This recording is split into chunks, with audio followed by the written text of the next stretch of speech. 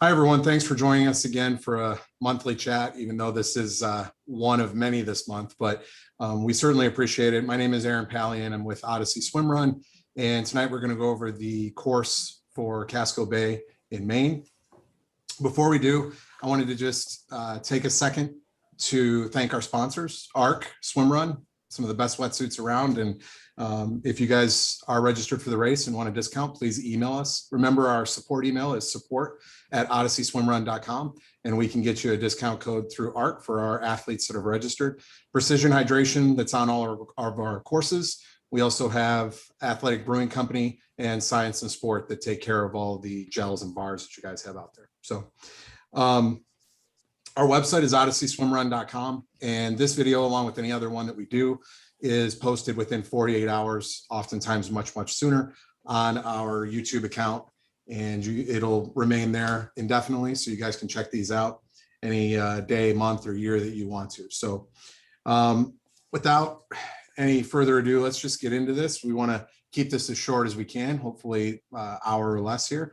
And we have one of our resident experts and directors at Odyssey, John Stevens. He's won many of the races. I think you've won them all, right? Except you haven't won Mackinac yet, obviously, or Ludington, but maybe you won all these races at some point, John? Well, I think I'll say I won Ludington just because I'm the only one to have done that course so far. So yeah, first finisher, right? Yeah. And Austin. I didn't do Austin, so that one was out. Yeah.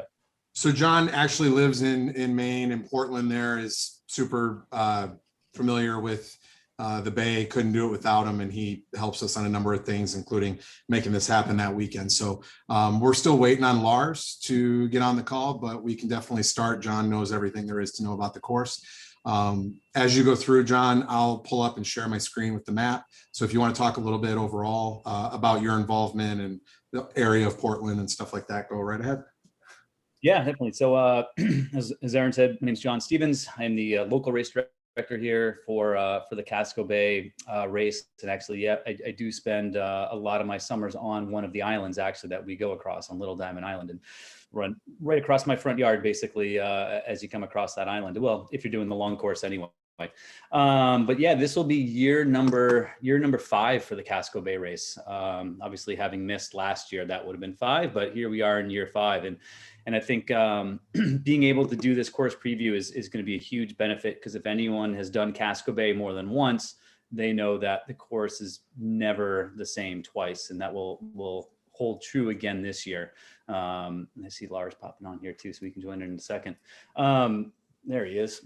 So anyway, yeah, the Casco Bay race will be in August this year, and I've been a part of it every year, you know, from the first running as a participant, and then kind of joining in and helping Lars out starting year 3, I think. That might be when I first kind of started helping out on that end. But before, I guess we won't dive into the course quite yet. Let's jump over to Lars. You want to say hi? Hey guys, sorry I'm late. Just got home from dropping my girls off at swim practice. They are not training for the Casco Bay race this year, but hopefully all of you guys have been getting into the pool, and I don't know if open water, if it's quite warm enough yet, but yeah, Casco Bay is going to be our season opener, which we're really excited about. And I don't know if John's a pretty humble guy, but I don't know if he's told you that he is a 4-time winner of Casco Bay, but him and Matt Hurley have really done well on this course, and really no one knows this course as intimately as John, who has family roots out on the islands as well. So you know, he's going to just be able to give excellent insight tonight on here. But yeah, thanks all for joining and spending an hour with us heading into Memorial Day weekend. Cool. All right, we want to dive right into it. Aaron, do you want to pull up the map and we can kind of start going over one second here. What the course will look like for this year? And I think the biggest change that everyone will see as Aaron pulls this up is that our finish line this year is going to be different. So for this year, we are actually going to be finishing on Chebeague Island. So starting on kind of the bottom part of the bay and then working our way up to the top. So we'll start with long course. Hey guys, this was just if I can interject for 1 second, this was just updated today, guys. And it may be updated again before the race if anything changes, but this is the most current iteration of the map. So go ahead, John. Cool. Yeah, so I think, you know, people will find that the first part of the race, if you did do the race 2 years ago in 2019, remains pretty similar on both the short course and the long course. There, as Aaron said, there may be some slight things that get changed. As everyone knows, Lars and I say this all the time, right? We get out on the course and we start marking, and then all of a sudden, like, oh, you know, trails change over the years, things change over the winter, people start marking stuff in different places. So it may be slightly different here or there, but that all kind of plays into our heads up racing, and it'll be marked. So the course that you follow is the course that's marked, not the course that's on the map. So keep that in mind. But anyway, for our long course map, our long course race, we will start just like we did a couple years ago, right off the ferry at Peaks Island. And that first run takes us basically through to the other end of the island. I think, you know, obviously there's a bunch of trails that we kind of hit up. There's that little body of water back in there, and we might end up on some trails back in that area. But a little bit of road running, a little bit of dirt running, some trails back onto the road again. And then we kind of dip down to this little beach on going into swim 1, and that's pretty similar. That'll be a pretty fast moving first run for people that want to get up and go there. And then we hit that first swim over from Peaks Island to Cushing Island. And much like in years past, I think we're starting this race just about a little bit past low tide. So it'll be an incoming tide as we're doing the first part of this race. And anyone that's kind of done it, I think around the time people hit swim 1, the tide won't be moving too quickly. But as we're looking at the map with an incoming tide, it'll be moving from right to left. So keep that in mind across that first swim, as you might get pushed a little bit more towards House Island. But you come across to this first swim to Cushing Island. And once you're on there, that's our first aid station is there. And that's a nice, fun little run through some dirt roads that takes you right through an old fort that goes across the island. And I believe this run is about a mile, I think, when all said and done on there. And that takes you into swim 2. And I think one thing that can't be underrated, and pretty much every swim on this course can't be taken for granted, but there's a lot of currents, and these swims on the map don't look too long. But if anyone's done this course, you know that these can be deceiving, these 2 swims right here. We've done these 2 swims every year, and it always kind of lends to be a bit of a challenge for some people. But anyway, there'll be one more aid station coming off of Cushing, and that will be our swim over to House Island.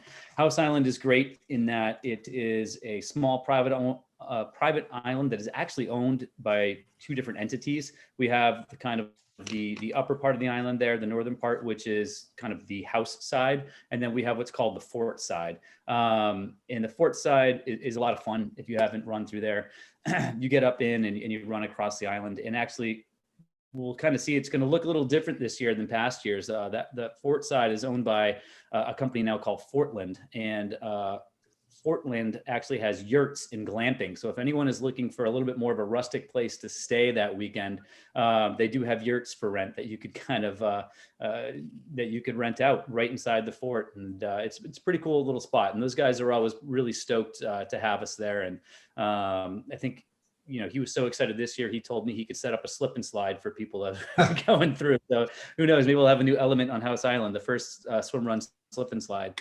But anyway, we'll come off House, and this is one of the bigger swims of the day, is from House Island to Little Diamond. And part of the reason is that it's a bigger swim is the house side of House Island is kind of ownership wise up in the air. So if we can get permission to go across there on race day, that swim will be a little shorter because we can kind of go out to the point that's closer to Little Diamond. But as of right now, up here, right, John? Yeah, exactly. But as of right now, because of permissions and where we are, we have to get in earlier on the beach, and that adds a couple hundred yards to this swim. And now the current isn't going to be super bad on this swim, but it's a longer swim, and it is a bigger swim. And that takes us across to Little Diamond. Now at Little Diamond, basically what you're aiming for is this is the island that I spend most of my time on there. But there's a huge kind of brownish reddish building we call it the casino. No gambling, but that is right at the end of the dock there. So you kind of aim for that. You swim around the dock, you come onto the beach, and that gets you to this run across Little Diamond, which is about a half mile long. I'm going to interject really quickly and say, right by that water drop, about, I don't know, maybe half an inch past that water drop, if you turn to the right and just do a big old wave, you'll be waving to the Stevens family house. So say it. But you're not going to like that first coming out of that swim because it's straight up a little hill. And when you get to that top of the hill, yeah, you can wave to my mom as you run by.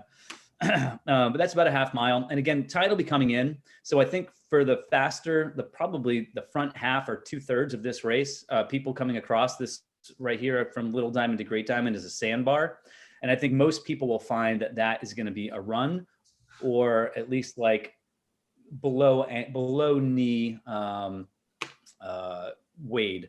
And actually they did some work on the sandbar, and actually, Lars, I don't even think I've told you this yet. So it actually stays drier longer. They've added some gravel through there. So it'll be a run for most people. I guess maybe some people towards the very, very back, that could end up being some spot where you have to swim, but I think you can pretty much expect this to be a run across here onto Great Diamond.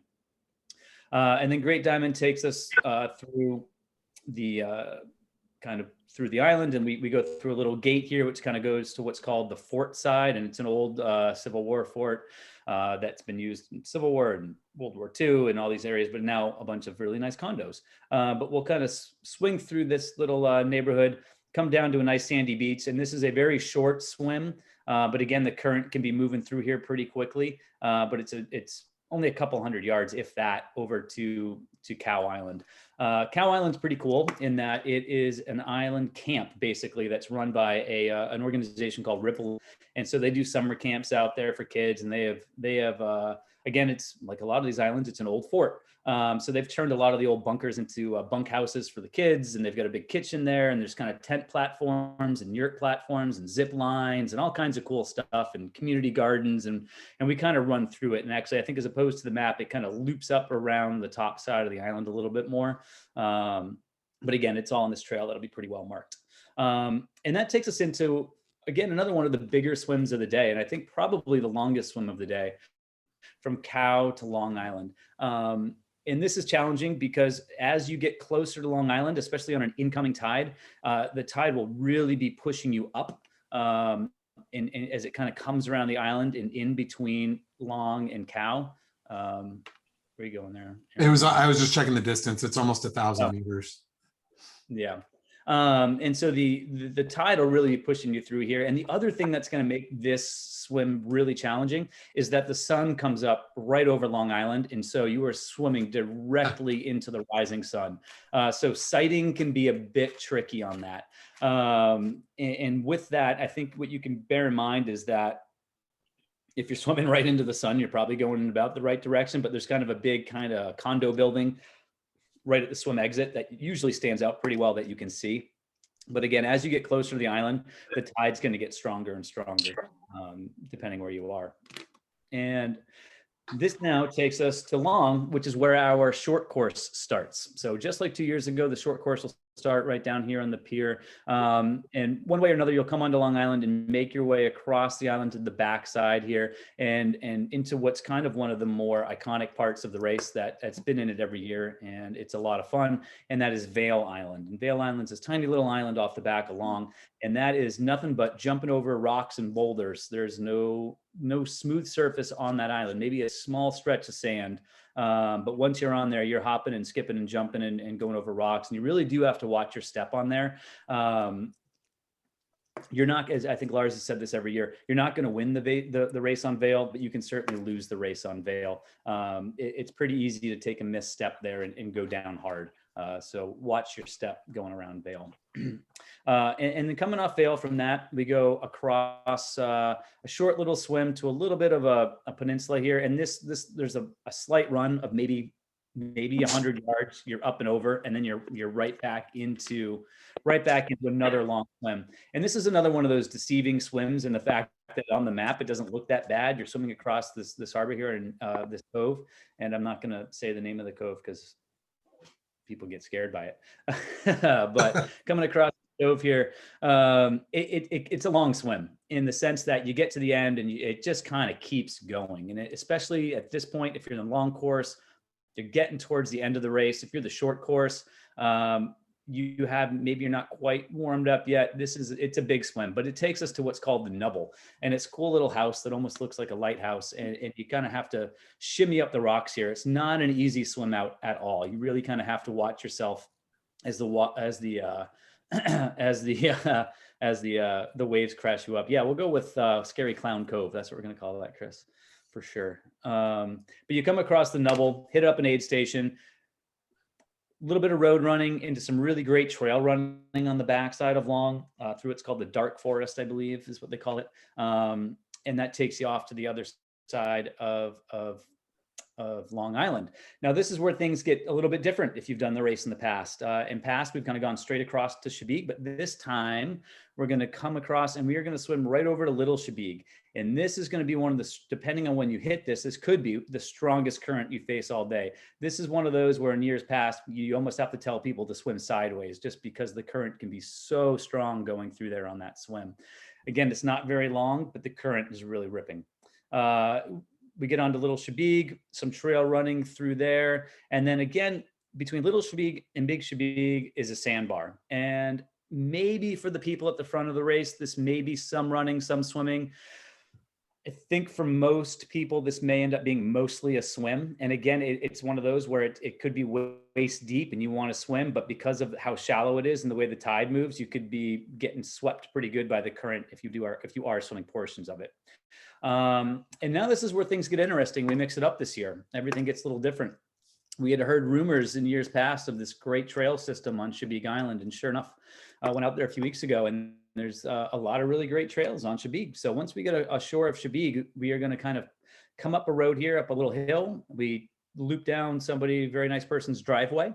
And then we link into this trail system. And it's not quite a straight line. It's ziggy-zaggy through here, and then you hit the road a little, go around the school, and you zigzag through that again and come out and zigzag through all these trails. And it'll be interesting when you're out there to see what it is, but it's a really nice trails through the center part of that island. Then we'll kind of hit a road and loop back.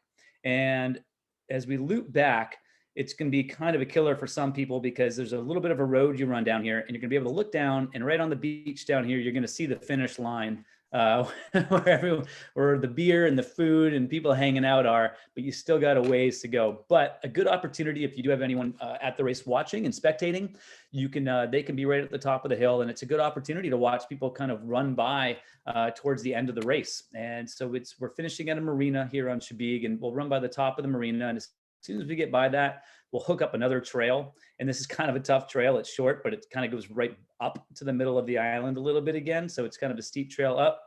And then we'll hook back up at the road, right back down into the second to last swim. And this is a new swim for us this year. But we come right down to the water, and you kind of swim out and you swim around. There's the ferry pier where the Casco Bay lines comes in and out, and they won't be hopefully while we're swimming across there. But it comes around the pier, and I think that'll end up being, what did I say, Aaron, about 600-meter swim? What is it? Swim 11. It's 650.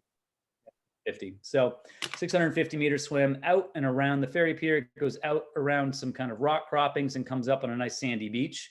And this is that part of the course where everyone is going to be cursing me, because we're going to come up a nice little dirt road. We're going to come down here, and this whole last stretch is all sand. So that's a good amount of sand running. And it's one of those where if you can get a little bit high, it might be hard. If you can get a little bit low, it might be kind of softish, but it's going to be some loose sand across all of that.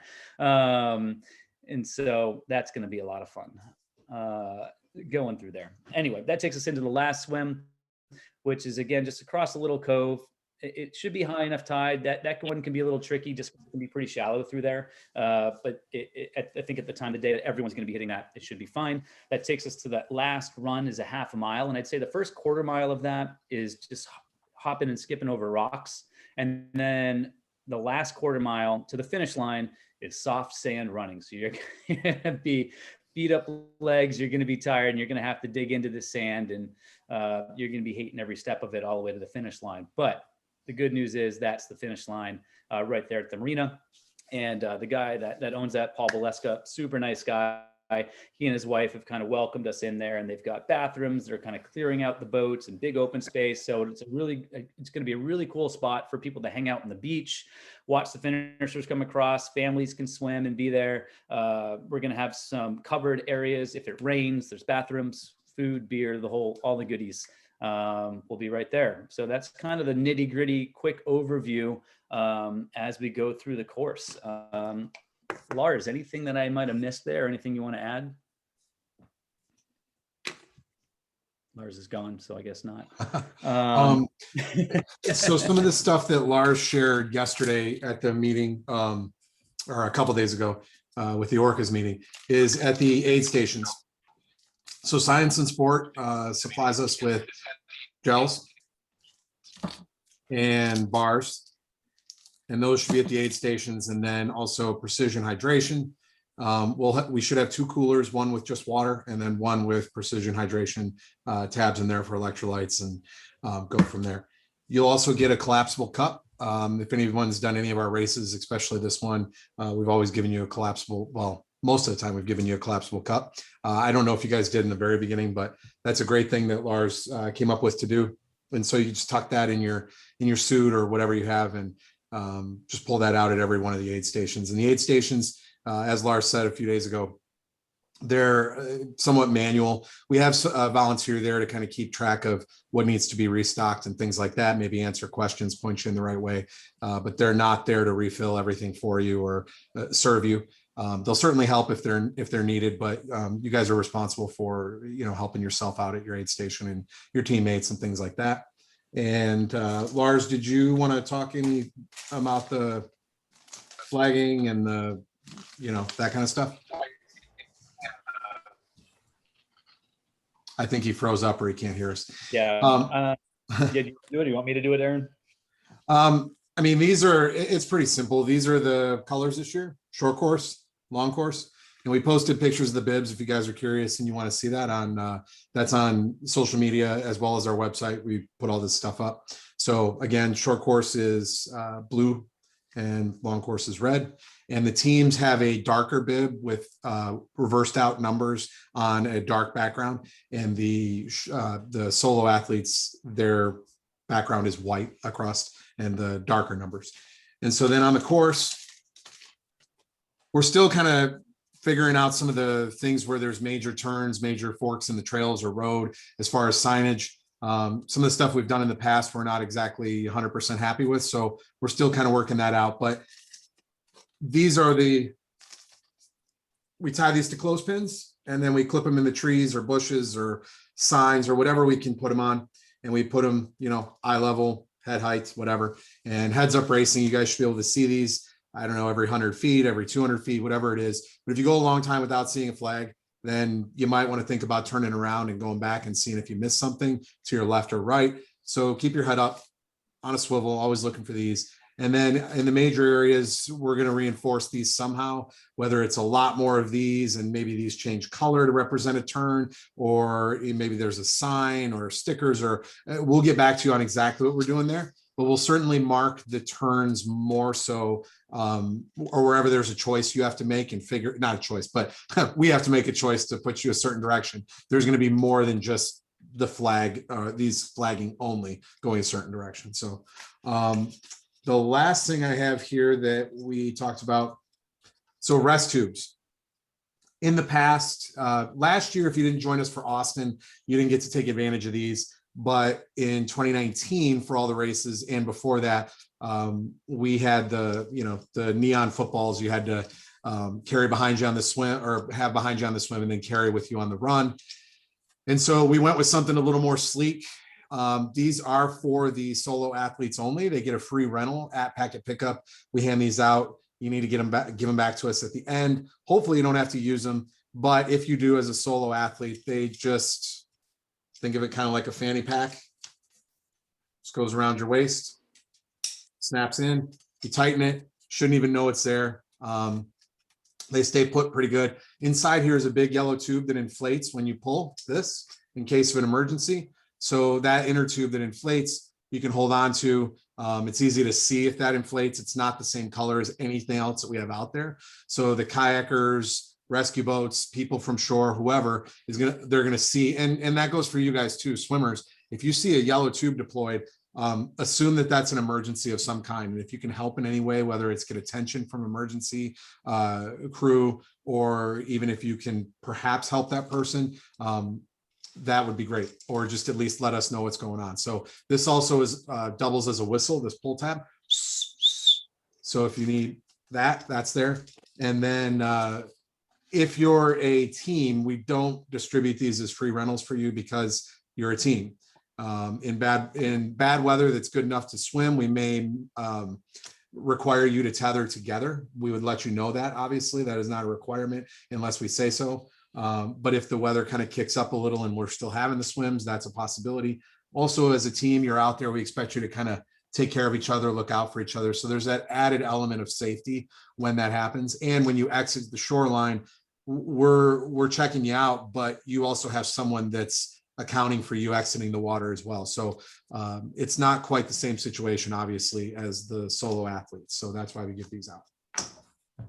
Anything you guys wanted to add to any of that stuff that I went over, guys?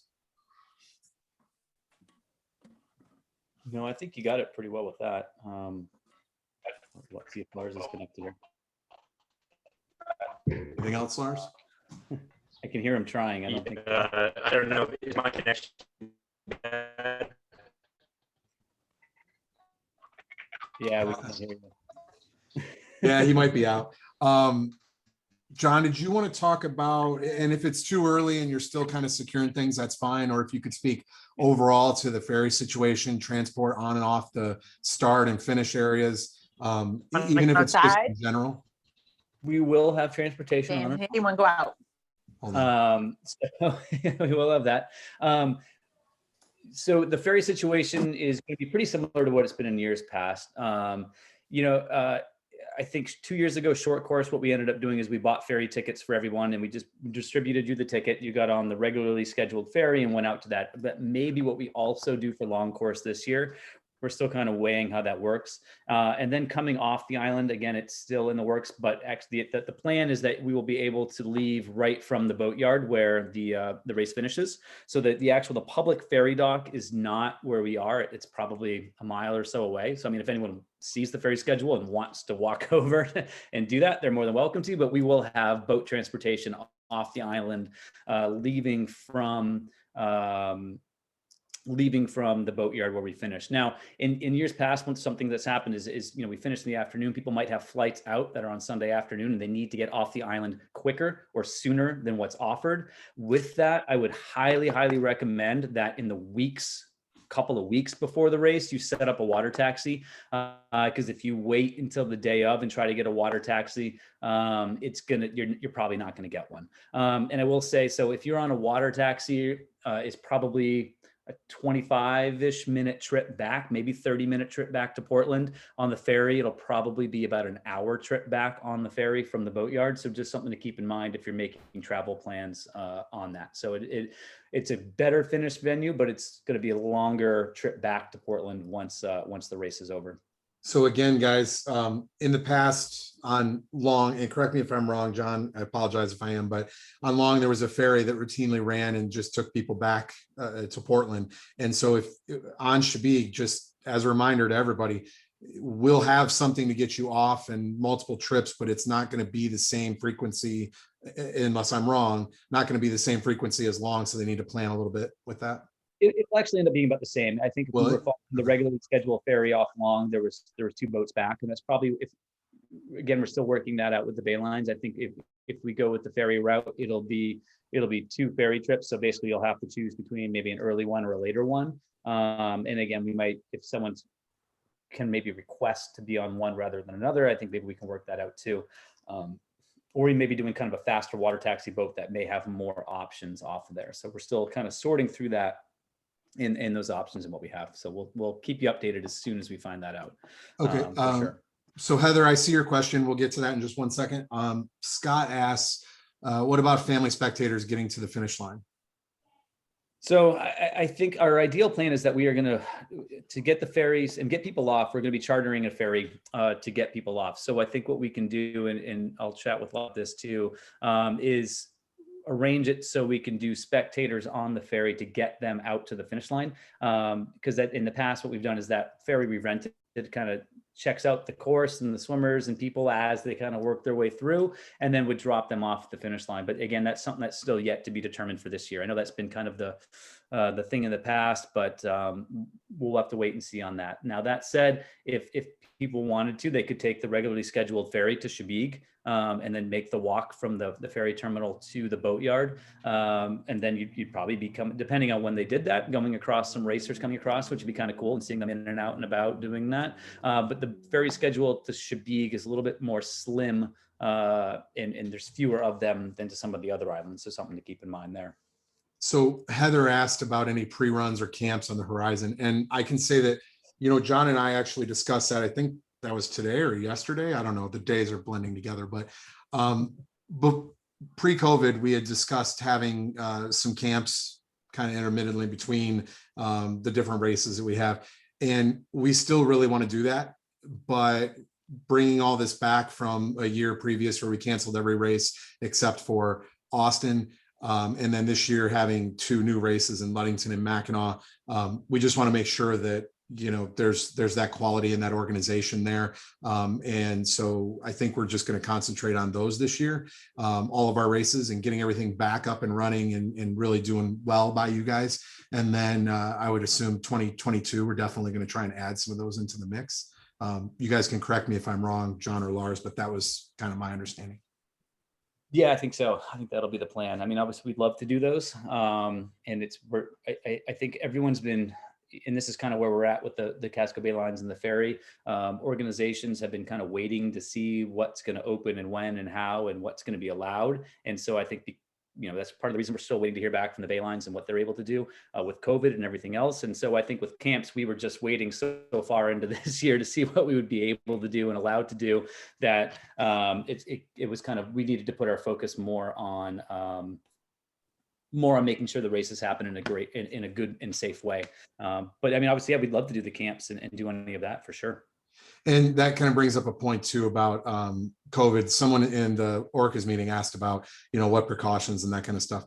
So Lars had mentioned, and we did a good job, I think, a great job with Austin, a very comprehensive plan. At that time, the infection rate was higher and all that stuff. So we distanced people out at the start, and it was a time trial start, and all the protocols that I think people are used to by now, whether it's racing or stores or anything like that.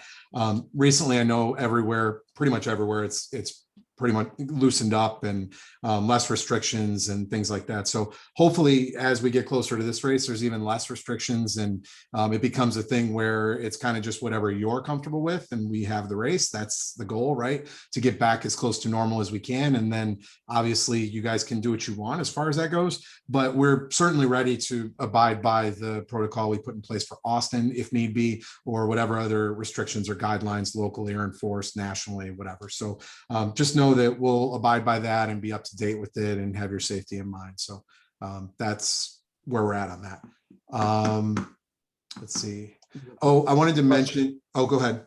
Go ahead. I was going to say, there was a question on hotels in there about that. And so no, in the past we had done a block with, I think, the Holiday Inn, and that's still a great place to stay and convenient. I think this year, just due to COVID and what we were planning and able to work out, we don't have that block with them like we did in the past. And we had packet pickup in the past again at that Holiday Inn, which made it super convenient. And I'm not 100% sure that's what we're doing packet pickup this year. Again, they've been kind of waiting to see what they would let us do, and we've also been waiting to see what we were allowed to do. I think obviously we'd like to do packet pickup outside somewhere and make it a little bit nicer and easier for people. So that's still in the works. But anyway, Portland has got endless amounts of hotels. But the one thing I would recommend this year is looking into those early. That's what we're finding in Portland is now that people are able to get back here, they're really wanting to come back here. So hotels are booking up rather fast. So I would start looking at that. Now. Yeah, right now.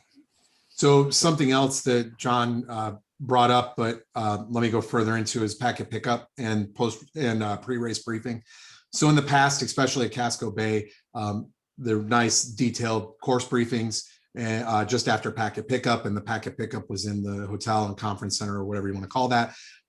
This year, we adopted something last year with the briefing itself. We did an online briefing. I think it was maybe a week or week and a half before. Lars and I did it. I don't know. I can't remember, John, if you were on that, but for Austin. And then we recorded it, we posted it, and we made the briefing non-mandatory. And so we're kind of going that route this year with all the races, as long as it is working out as we progress through. We'll post that. It could be a week, 2 weeks prior, whatever that is. That's going to contain most of the information you're going to need. The stuff that it won't contain are things that when we have boots on the ground, we're setting the course, we're going over things. These races are changing, right? We don't close anything down.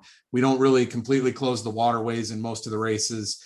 We don't close the roads. We don't close the trails. So that being said, there are a number of things that can change the direction we take a trail or a swim, whatever that is. It's, so we might have something to announce after packet pickup once the course is set at that briefing. So if you can make it to the in-person briefing, that's great. It's not going to be mandatory. I think that if it is important enough of a change in something, we're also going to probably mention that just before the start. So it's fresh in everyone's mind and anyone that didn't make it knows. And we would post that obviously to social media and stuff that night. As far as packet pickup, we also now are offering, when you registered, many of you probably saw it, some maybe registered before we offered it, but you can pay $15 to have your packet shipped to you. Now, something I wanted to let everyone know is that if you haven't seen, the teams and solo, everybody, no matter who or what category you're in, you get your own number this year. That number also is assigned to a specific timing chip. Everyone's timed. Everyone has their own number for identification purposes, safety purposes, all of that. If you're on a team and you have two different numbers, two different timing chips, those numbers are still with you. So if there's an emergency, let's say, and hypothetically you couldn't talk to us, we can look you up specifically based on your number. Whereas in the past, if it was the same number, I mean, yeah, it's a 50-50 shot and your teammate's probably there, but you never know. So if we look you up in the past, we wouldn't really know which one is which. Now we're going to know instantly. As far as timing goes, when you cross the line, both of your chips are still associated with the team you're on. And whoever crosses first, someone's going to cross first, even if it's a millisecond. That is going to be the time that we take. So it's always going to be that first person to cross. Now, obviously, you guys should be pretty close to each other when that happens. But if you pay to have your packet shipped to you prior to the race, so you don't have to go to packet pickup, keep in mind that you're only getting your half of the team. Each team needs to pay to have their packet shipped individually to those teammates. Those of you, to address this question, that live in the same household, husband, wife, whatever, or spouses, keep in mind that that system is not something I can really control to say, oh, well, you're in the same house, we're not going to charge you double. You do have to pay $15 each, even for the same household. If that happens to you, I understand that's ridiculous. We'll probably even ship them in the same bag. If that happens, just reach out to us. We can either refund you the $15 because it's not costing us $30 to do that, or we can give you a credit to the shop or whatever. We'll make it right. But we do need to still do that to keep our records straight so that when I ship it, I know that each packet's going out to each person. Hopefully that makes sense. If you do that, you don't have to come to packet pickup. Your store is still more than welcome to do that. If you're renting a wetsuit, you will still need to come to packet pickup to get that, even if you had your packet mailed to you. We're not mailing wetsuits that early. You have to pick them up the day before, but you won't have to wait in any line. There'll be a separate area where you can come claim your wetsuit. As far as rentals on wetsuits go, we will have a system soon. It's kind of up right now, kind of not. We should have that implemented, I would think, within a week, no more than 2 weeks. First come, first serve. We'll let everyone know at once. through social media, email, when that's available for all the races. So you pick that wetsuit up, and then after the race, you return it back to us, check it in. If it's not returned or it's damaged, you're responsible for that. So, Hey, how's the volume right now? Is it better? yeah, You're I can good. hear. Okay. Yeah. Hey, John, do you remember what you were wearing that first year of Casco Bay when you won? What wetsuit were you wearing? I was wearing I bought a used TYR Hurricane 3 online, and I cut the legs off and kept the sleeves. Let's just say that SwimRun wetsuits have advanced many, many times fold since even 5 years ago when John was wearing a triathlon wetsuit, as many of us were. And overheated really badly. major change going on. So the zipper, as you know, would be in the back on those wetsuits, and the majority of suits now are swim run specific suits that where the bottom half is almost like a Lycra bike short, which is super quick and easy to run in, and then the top half has more of the neoprene to keep you warm on the swim. Oh, he was doing so well. Oh, he was. Too bad. So sad. Can you, I mean, I know you don't have one up in front of you, but can you just elaborate and talk about shoes? Because that was another question we got yesterday. Yep. Yeah, absolutely. You want to know? Oh, there he is. And if you want to know any information on from a neutral source on the Corp, I would go over to the lowtideboys.com. And Chris and Chipper have done multiple reviews of this suit and other suits that ARC does. But these are the suits that we rent out, and they will go quick. I think we have 24 that are available to rent. For Austin, they went very, very quickly. And so similar to the hotels, I would check into the site early and often if that's what you're wanting to do, is go with a rental suit. And yeah, Lars, you cut out there a little bit. So if anyone didn't hear it, it's the ARC Corp is the rental suit that you want to check out. And guys, if we do have a discount for that, as I think I mentioned in the beginning, but we don't want to just throw it out there where anyone can get it. So just email support@OdysseySwimRun.com and we'll send that to you. That's right, Lars. We don't want to, or do we want to say it? It's okay to say it, but I mean, I would say it wrong. So I would. I got it right here for this purpose. Go ahead. It's ARC, all caps, _ Odyssey with a capital O and the rest lowercase. And that's for 10% off in the cart. So let's see. The shoes, John, Lars, could someone just, you mentioned that the last meeting, talk about the shoes real quick? Yeah, Lars, do you have yours right there with you? I know you did the other day. While he's grabbing those real quick, let me just address one of the other questions. Someone asked if there's a resource looking for a partner to switch from short to long. If you're part of the Facebook groups that we have, that's probably your best resource, especially Casco Bay. It's our biggest one. We just don't have the time and resources to try and match people up that need partners. If we come across a couple, within a reasonable amount of time, we'll hook you guys up, certainly. But we can't seek that out. But yeah, definitely the Facebook groups for that. And Aaron, again, I would point you in the direction of the Low Tide Boys. They do a great job with that. The other one, there's 2 Facebook groups. One is called SwimRun Experience, and SwimRun Experience has a lot of people who are already in the swimrun world and might be looking for to get into the race as well and might be wanting a partner. And then the second one, and it just started up, but Marcus Barton is an athlete in a lot of our races. And I don't even know the name of that Facebook group, but I want to say it's like find a swim run partner. Chris, do you know what that is? Chris Douglas? Let me unmute him here. Hold on. We're gonna unmute you, Chris. Yeah, I'm sorry, can you repeat the question? Got like massive children. Where can people find teammates where have you found people can find teammates if they're looking? Yeah, well, a good place to go is definitely the Facebook groups that you mentioned. And then, you can always reach out to us. We're going to try to be helping matching people up as we get closer to races. So if anyone's looking for a partner, you can just let us know. And as more people, basically have a spreadsheet going, and we'll try to match people up as best we can. But yeah, the resources you mentioned are the best ones. Yeah, Chris and Chip are still looking to find that unicorn tech app maker who can help them design the matchmaking app. So stay tuned. Yeah. And their website is lowtideboys.com for any of you guys that want to Yeah, I check put that a out. couple resources in the chat if people want to check out our sort of overall overview on shoes, what to think about when you think about shoes, and also our corp review if people want to check that out. Yeah, so I think, Aaron, for that reason, let's steer clear of, the only thing I have to say about SwimRun shoes is just try to find a lightweight trail shoe that would work for you. Something that drains water well. And above and beyond naming specific models, I would just point you over to the Low Tide Boys website again. No one's done as much, research and as thorough reviewing as they have. So, yeah, that's certainly my recommendation.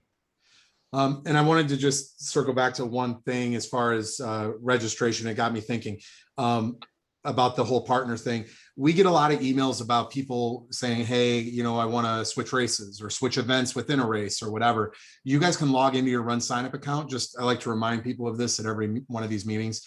Log into your Run Signup account. You created a login when you registered. You had to. It's mandatory.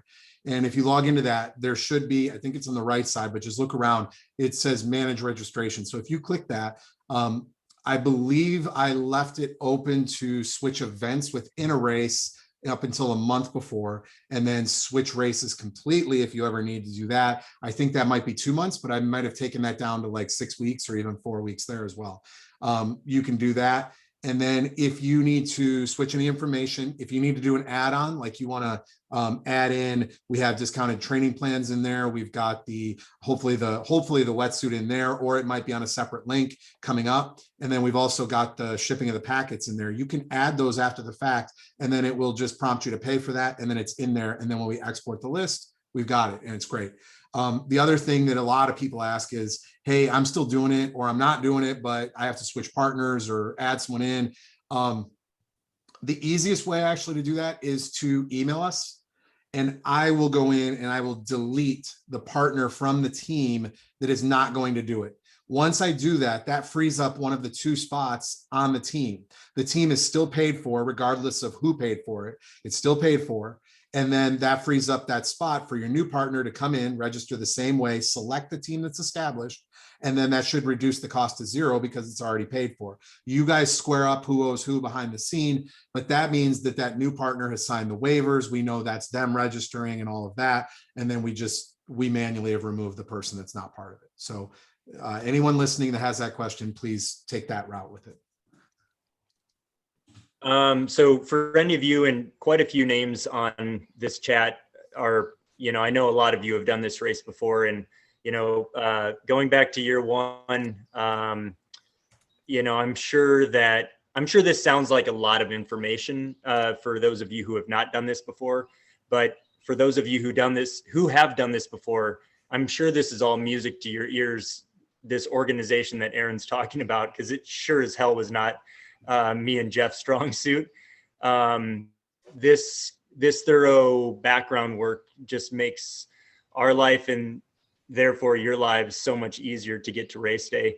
Casco Bay course, especially, this course has so many moving parts. The thing that is the most important thing for us, we have 30 safety boats that'll be out there. We have a Coast Guard. We have 3 harbor masters. We have local islanders who know every nook and cranny wave of this, the bay. We have 2 fire departments, actually 3 fire departments that are ready and on hand. Safety is 100% our biggest concern, both going into race day and then also on race day. And so, if this just sounds like a lot of information for you, or if it sounds disorganized, just know that it's not. There are just so many moving parts that, it's all we think about for 6 months to 8 months to a year in advance of race day. And we'll be thinking about this, all the way up to race day and then on race day as well. It's just that there are a lot of moving parts and things can change and things do change. So, part of SwimRun is being flexible, having a flexible mindset, knowing that, just like Aaron pointed out, just because a race course map published and says one thing, doesn't mean that that's a guide, but that does not mean that that's what you'll actually see on race day. We try as closely as possible to nail that. But, for unforeseen things, there might be a reason why we have to tweak it here and there. So, but that's the great thing about SwimRun is y'all have a tremendous amount of flexibility and are willing and able to roll with the punches. I did see a question asking why we chose the Corp versus the Orno from ARC as our rental suit. And we did not choose that. ARC chose to use the Corp as the rental suit. These suits are brand spanking new. They only have one race use in them, and that was at Odyssey Austin, November. And so the suits are new. They are a 24-hour rental period, so you get them the day before the race. But those suits were selected by ARC to use as the rental suits. The Core is the intro model. If you are someone who wants kind of the premium neoprene and flexibility in the shoulders, then I would certainly recommend. And Chris again at the Low Tide Boys would probably tell you the same thing. I think your best bet then is to probably look into purchasing probably an Urno or their Uto, which is their top of the line. Bye-bye. It's he's gonna say they're top of the line too. Do you want me to finish his thought for him? Yeah, go for it, man. Yeah. So the Uta has it's just like the most tech that you can have in a SwimRun suit. It has the most flexibility, the most warmth, and the least amount of, the thing is super light. So it's a pretty amazing suit. You're paying for it, but you're definitely getting what you pay for. And all the SwimRun suits that we've seen, that is definitely like the top so far. The Orna, which is sort of the mid-range one, is still super advanced. And I would even say the Corp, which is their entry level, it's only entry level by ARC standards, and not by anyone else's standards. That suit, it's pretty good. It's pretty good. So you really can't go wrong with the Corp, and especially for a course like Casco, you'd want probably something a little bit thicker. So the Corp would be a good choice, I think, for most folks. Yeah, and I was going to jump on that too, actually, and say that with Casco Bay, with the exception of that one little 270-yard swim at Orcas, it's the coldest swim race that we have. Maybe Ludington has some at the Lake Michigan swim, but you're going to want something a little bit warmer. I know like ARC makes a suit called the VIG, which is very, very thin, and it's amazing to run in because you feel like you're not wearing anything. But some of these swims are a little bit longer, especially on an incoming tide. It might be a little bit colder. Granted, last summer, and I'm guessing by the trend that the water temps are going right now, it'll be a warmer summer than average from what we usually have for water temps. But my guess is, depending where you are on the course, it's going to be anywhere from anywhere from 60 to maybe 64 at the very warmest. And I think that may be just going across the sandbar. So keep in mind that you are going to want something with a little more warmth for this type of race. And John, there's a lot. The air temperature is anywhere from matching the water up to what, 75 degrees probably? It could be a rainy day and it could be mid 60s, or it could be, August to Maine, it could be sunny and 90. It's going to be hit or miss. Yeah. Too early right now to predict what that could be.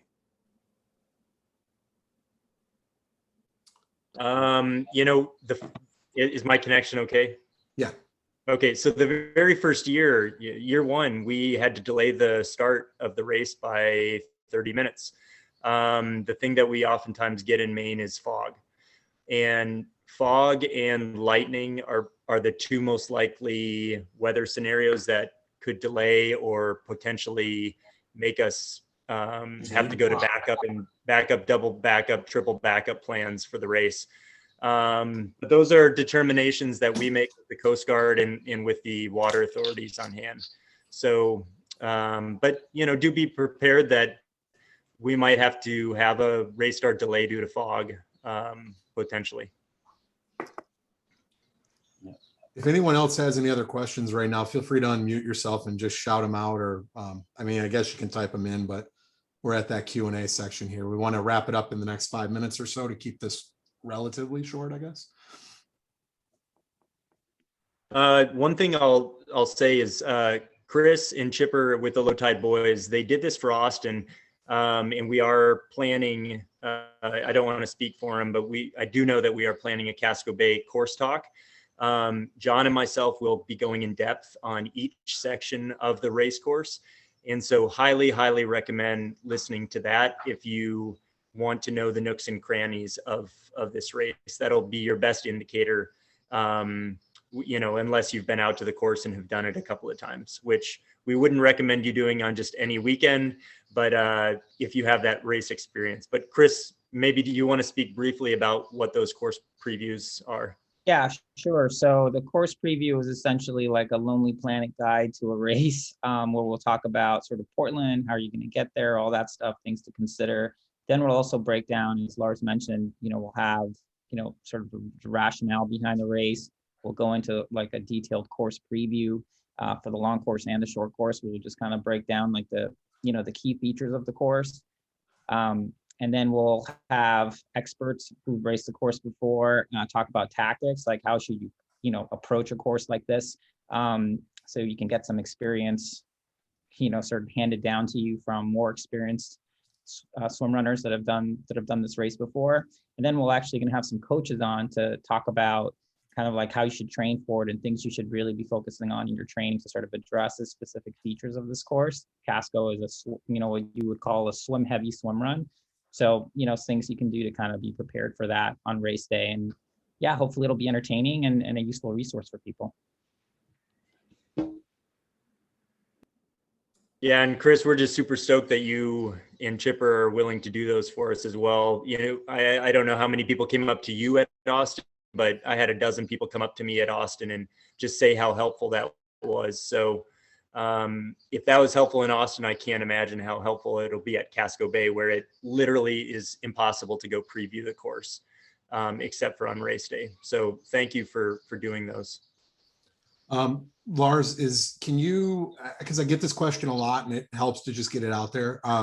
Can you talk about, we've had people ask a lot as to why there isn't a long course solo. Can you address that publicly for everyone? Yeah, sure. Casco Bay, there's so many variabilities with and John could speak to this as well, but there's so many variabilities in the water, whether it's temperature, which it happens to be one of the colder body of waters that we go into, but the characteristic of the water, it's constantly moving. So whether that's tides that are changing or whether that's, whether it's chop that's on the water, whether it's, currents that are sweeping through, quite simply, it's just too dangerous of a course we feel it's too dangerous of a course to have a person out there by themselves on the long course where you're being beat down on the running sections as well. So you're entering each body of water somewhat from your optimal swimming. It could happen on the short course as well, but we feel a little bit more confident that there's more eyes on everyone once both the short and the long courses are there. But that long course, we have, even though I just said we have 30 safety boats out there, we have the Coast Guard, we have the harbor master establishing more or less a perimeter of the entire course. We're moving those resources along with the race, and so we have to deploy them further up on as well. We can't keep them positioned for an extended period of time. That's why we do have cutoffs as well, is because we have to keep moving those water safety resources forward. And quite frankly, shit happens in the water. I've had a couple of experiences myself with cramping, that can often be triggered if you're dehydrated, and also, potentially, something as small as like your, toe flex is the wrong, could send you into pretty nasty cramping situation.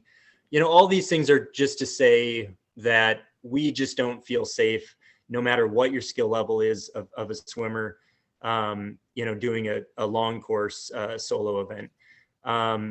Feel confident is that we have enough eyes on.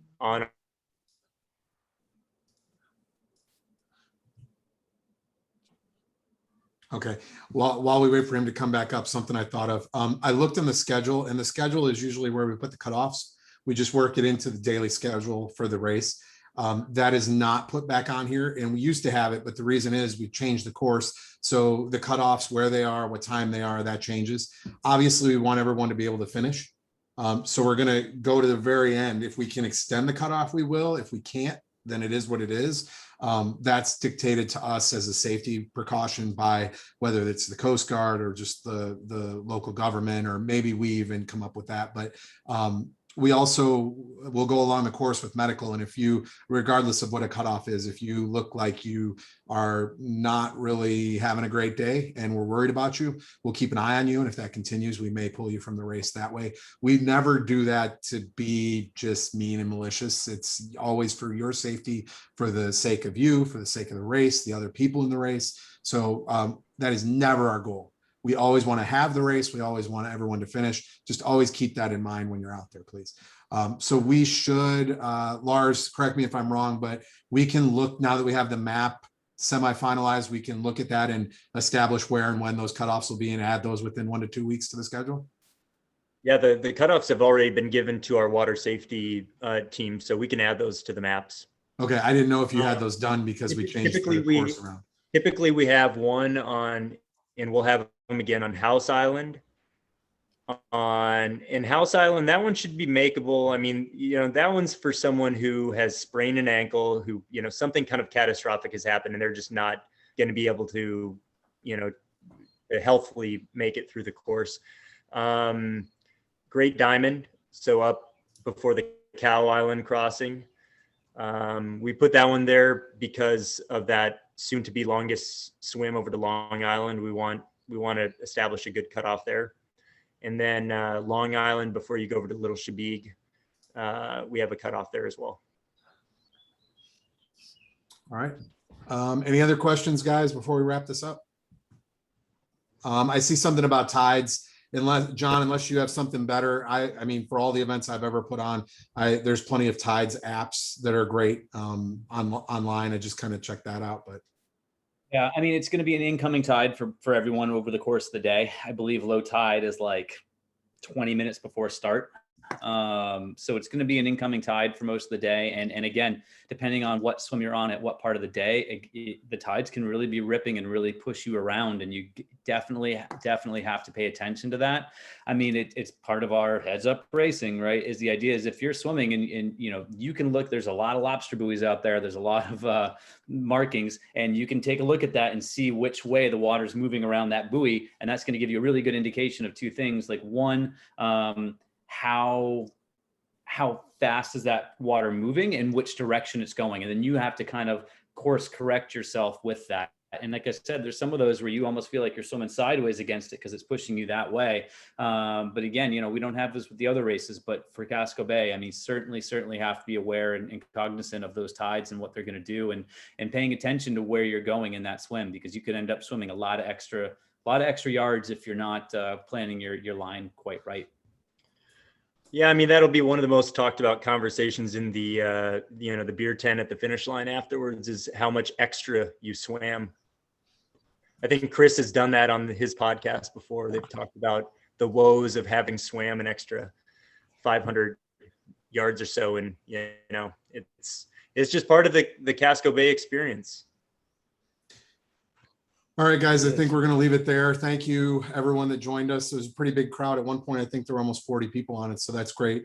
It's been recorded, and when I stop this, I'm going to try to upload it directly to YouTube. So it should be on, I would guess, within the hour, but it should definitely be on by tomorrow morning. So spread the word. The more people that watch it, the better. We appreciate all of you guys, and I guess that's it.